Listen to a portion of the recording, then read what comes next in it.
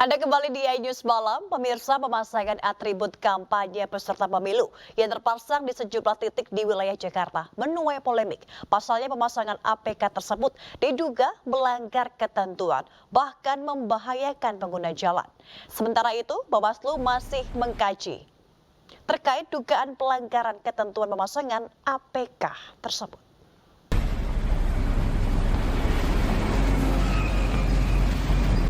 Pasca insiden pemasangan alat peraga kampanye yang dianggap kurang tertib dan juga tanpa memperhatikan keamanan pengguna jalan, agar tidak semakin banyak korban, akibat tertimpa ambruknya APK, Pemprov DKI bersama KPU, Bawaslu serta perwakilan partai politik langsung menggelar rapat koordinasi. Hasil rapat koordinasi Pemprov DKI bersama KPU, Bawaslu serta perwakilan partai politik memutuskan perwakilan parpol sepakat untuk menurunkan sendiri APK yang pemasangannya menyalahi aturan dan membahayakan masyarakat. Satpol PP memberikan waktu kepada parpol maupun caleg untuk mencopot alat peraga kampanyenya 1 minggu ke depan. Ya, Satu minggu ke depan. 1 minggu, kalau nggak itu benar harus diturunkan. Ya, tentunya kita akan kembali rapat koordinasi terkait evaluasi apa yang menjadi relevan hari ini. Ya kan tadi sudah sepakat. Sementara itu, Badan Pengawas Pemilu Republik Indonesia akan menggandeng pemerintah daerah di seluruh Indonesia untuk segera menertibkan pemasangan alat peraga kampanye yang menyalahi aturan. Menyusul terjadinya sejumlah insiden kecelakaan hingga menimbulkan korban luka dan meninggal dunia. Bawaslu RI juga telah memerintahkan jajaran Bawaslu seluruh kabupaten, kota, dan provinsi untuk memperhatikan pemasangan alat peraga kampanye agar tidak lagi membahayakan masyarakat. Bawaslu RI juga meminta KPU untuk mengingatkan para peserta pemilu agar lebih berhati-hati dalam memasang alat peraga kampanye serta menghindari lokasi yang dilarang. Tim Liputan iNews melaporkan. Puluhan ribu surat suara di Kota Solo rusak dan tidak dapat digunakan dalam pesta demokrasi pemilu 2024 nanti. Rata-rata kerusakan surat suara karena sobek dan tinta menutupi gambar paslon.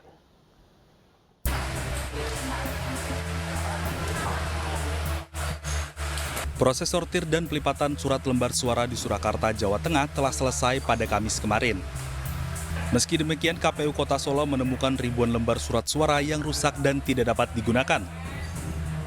Surat suara ini terdiri dari 5.109 surat suara pemilihan presiden dan wakil presiden, 9.871 surat suara pemilihan DPD, 3.881 surat suara pemilihan DPR RI, 4.449 surat suara pemilihan DPRD Provinsi, serta 2.862 surat suara pemilihan DPRD Kota.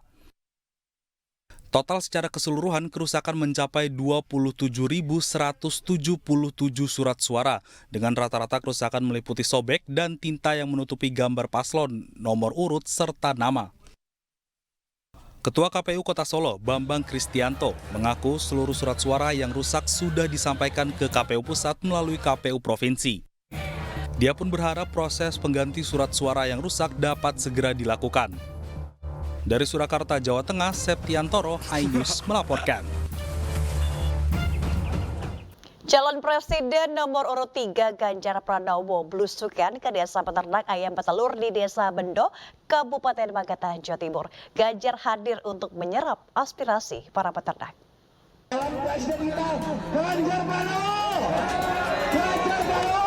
Kedatangan Ganjar disambut hangat para peternak ayam petelur. Ganjar langsung berkeliling masuk ke dalam kandang ayam bersama dengan para peternak.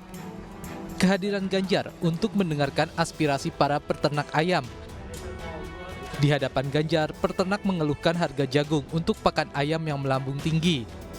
Bahkan kenaikan harga pakan sudah terjadi sejak 2 bulan terakhir. Kalau ngambil telur sendiri, waktu kecil saya ingat karena kita pernah punya ayam petelur.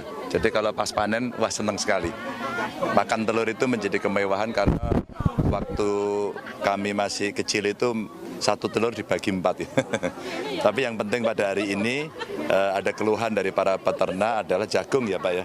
Harga jagung yang naiknya cukup tinggi dan itu cukup berat. Maka rasa-rasanya petani perlu dibantu. Maka teman-teman yang punya kompetensi untuk membantu segera bantu petani. peternak untuk mengadakan jagung. Caranya bisa macam-macam. Pemerintah pasti punya cara yang bagus untuk segera menurunkan. Kalau tidak, mereka peternak ini akan rugi. Ya. Padahal mereka sebenarnya dengan dikasih jagung saja, dia sudah punya kemampuan untuk bisa membuat pakan ternaknya sendiri, pakan ayamnya sendiri. Itu hanya butuh jagung, katul, konsentrat ya, dan dia bisa membuat sendiri sebenarnya.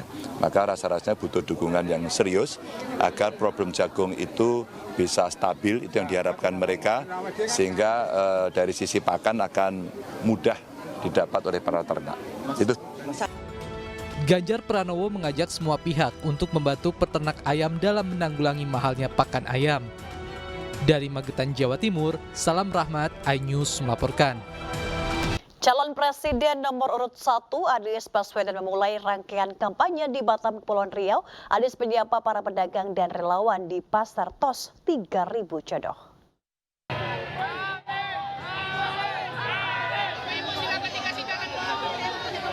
Capres nomor urut 1 Anies Baswedan memulai rangkaian kampanye terbatas di Batam, Kepulauan Riau dengan mengunjungi para pedagang dan relawan yang berada di Pasar Tos 3.000 Jodoh, Kecamatan Lubuk Baja. Kunjungan Anies ke pasar sentral di kota Batam ini mendapat sambutan meriah dari para relawan dan warga yang telah memadati area pasar sejak Jumat pagi. Tidak hanya itu, mereka juga rela berdesak-desakan hanya untuk dapat menyalami dan bersuah foto dengan Anies yang didampingi oleh istrinya Ferry Farhati. Di sela-sela kunjungannya, Anies menyempatkan diri berdialog dengan para pedagang, sekaligus menyuarakan program Bansos Plus yang merupakan salah satu program unggulan dari paslon Anies Muhaimin. Kami juga sampaikan di sini, program Bansos akan mengalami perubahan menjadi Bansos Plus. Bansos Plus itu artinya jumlahnya ditingkatkan, kemudian penerimanya banyak yang sebenarnya berhak tapi belum mendapatkan, mereka akan mendapatkan. Yang ketiga, akan ada pendampingan. Dengan begitu, Bansos Plus ini akan memberikan manfaat lebih besar dan akan membekali agar bisa memulai kegiatan wirausaha supaya bisa naik kelas. Usai mengunjungi Pasar Tos 3.000 Jodoh, Anies rencananya akan melanjutkan agenda kampanyenya ke kawasan MTC Batu Besar. Dari Batam, Kepulauan Riau, Gusti Yenosa, iNews melaporkan. Pemirsa, Bawaslu masih memproses laporan dugaan pelanggaran pemilu yang dilakukan Ketua TKD Jawa Barat Prabowo Gibran, Ridwan Kamil. Bawaslu Jawa Barat akan memanggil Ridwan Kamil untuk dimintai klarifikasi.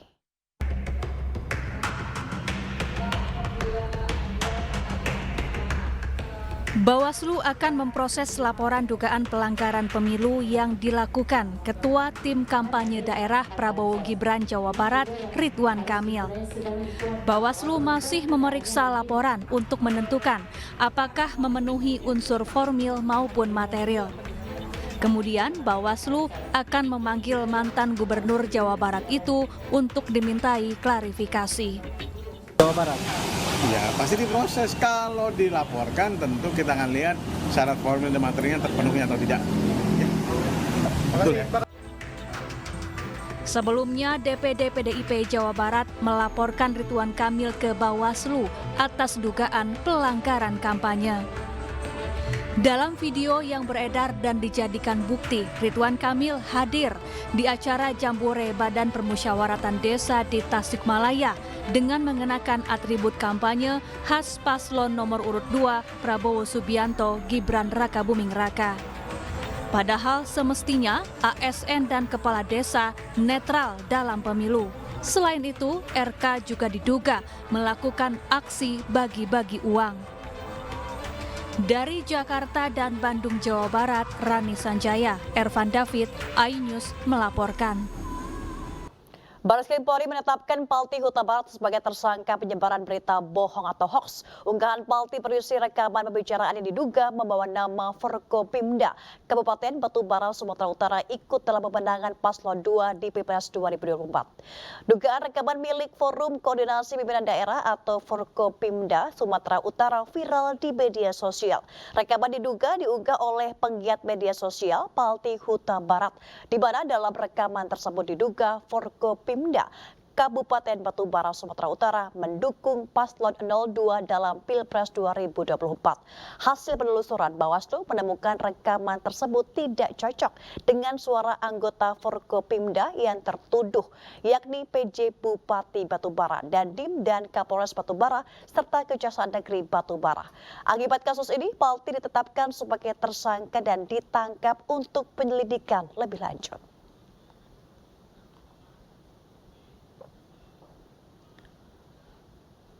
Pemirsa, Ketua Umum DPP Partai Perindo, Haritanu Sudibyo, menanggapi langkah politisi senior Marwarar Sirait keluar dari PDI Perjuangan. Keluarnya Marwarar dinilai untuk mencari posisi yang lebih strategis dengan mengikuti jejak langkah politik Presiden Joko Widodo.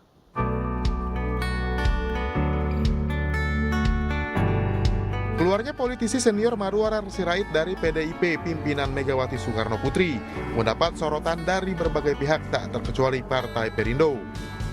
Ketua Umum Partai Perindo Haritanu Sudibyo menilai keluarnya Marwarar dari PDI Perjuangan merupakan hal yang wajar. Menurut HT, Marwarar memiliki kedekatan dengan Presiden Joko Widodo. Pak Ara itu sangat dekat dengan Pak Jokowi. Lah Pak Jokowinya kan kita tahu posisinya di mana, ya kan.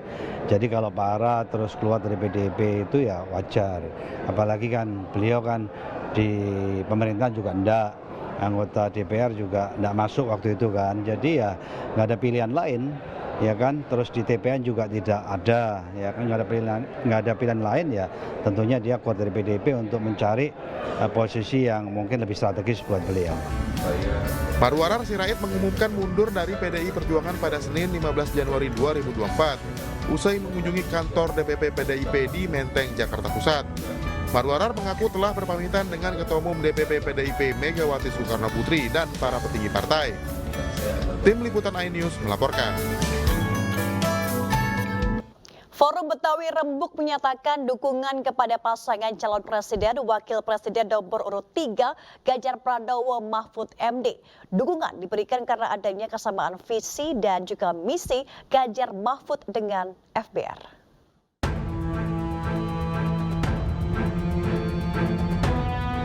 Diungkapkan oleh Ketua Umum Forum Betawi Rempuk, Yai Lutfi Hakim, sebagai salah satu organisasi masyarakat berbasis adat dan kebudayaan. FBR bukan dibentuk untuk kepentingan politik, tetapi dibentuk berdasarkan faktor sosial dan kearifan lokal. Namun sebagai bagian dari masyarakat, FBR memiliki kewajiban untuk ikut serta dalam mewujudkan bangsa dan negara, salah satunya dengan memilih pemimpin. Di Pilpres 2024 ini pun, FBR telah menentukan sikapnya yaitu mendukung pasangan Ganjar Mahfud. Dari ketiga pasangan paslon, FBR melihat paslon nomor urut 3 ini selaras dengan FBR dan visi misi Ganjar Mahfud diyakini selaras dengan tujuan Forum Betawi Rempuk.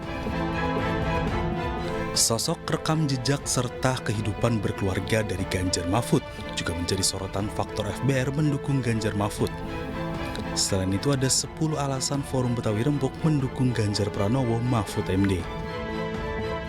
Menjadi visi dan misi dari kedua pasangan itu, Pak Ganjar dan Pak Mahfud, yang menuju Indonesia unggul, gerak cepat mewujudkan negara maritim yang adil dan lestari, itu sesuai dengan cita-cita Forum Betawi Rempuk itu sendiri yang ingin menjadikan kita ini jawara dan juragan di kampung kita sendiri. Sebab ini bukan cita-cita kecil. Sampai hari ini kalau kita mengibaratkan Indonesia itu kampung, kita belum pernah jadi jawara dan juragan di kampung kita sendiri. Kita harapkan saat dia memimpin Indonesia ke depan juga serius mengentaskan kemiskinan, apalagi dengan programnya satu keluarga, satu sarjana. Untuk meraup suara bagi pasangan Capres-Cawapres Partai Perindo ini, FBR akan mengerahkan seluruh mesin organisasi untuk mengkampanyekan Ganjar Mahfud, tidak hanya pada masyarakat Betawi, namun kepada semua warga di Jabodetabek yang berasal dari berbagai suku, agama, dan daerah.